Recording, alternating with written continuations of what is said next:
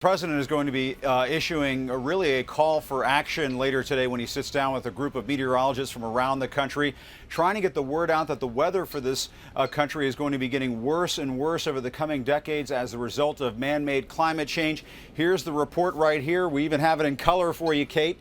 This is the new National Climate Assessment from the White House. It's up on the website globalchange.gov right now, and it talks about what the country can expect over the coming decades if action is not taken right away. Here are some of the warnings from this White House in this report that sea levels will rise 1 to 4 feet by the year 2100, that intense heat waves and droughts in the Southwest are on the way, an increase in storm intensity and rainfall rates, and even ice-free summers in the Arctic Ocean over the coming decades if nothing is done.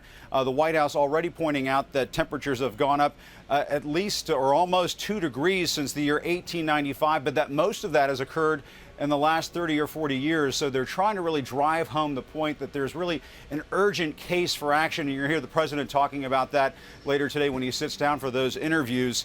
But as you know, Kate, this is fraught with politics. Republicans accusing the president of waging a war on coal, and a lot of nervous Democrats running for re-election who wish this president would do more on the side of developing energy resources in this country and not really going after climate change so much.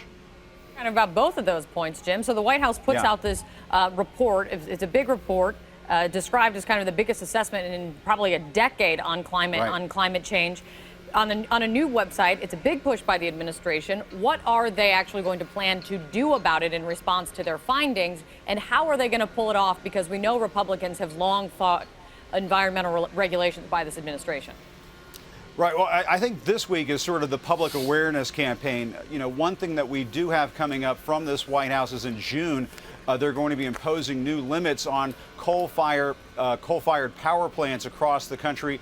Those power plants, the energy sector, Republicans up on Capitol Hill, they've really fought that tooth and nail, but the courts have really cleared the way for that to go into effect.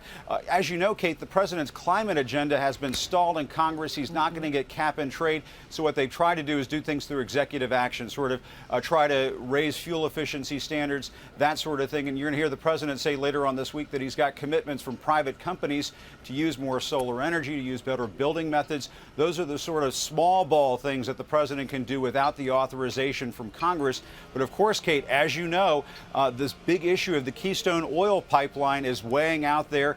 And the president has basically kicked that ball down the field, has said he's not going to make a decision until this court dispute is settled out in Nebraska over the route of that pipeline. That has environmentalists happy, but it also has a lot of nervous red state Democrats running for re-election in these key Senate races saying, hey, wait a minute, we need that approved. So this is a very tricky balancing act for this White House when it comes to climate change.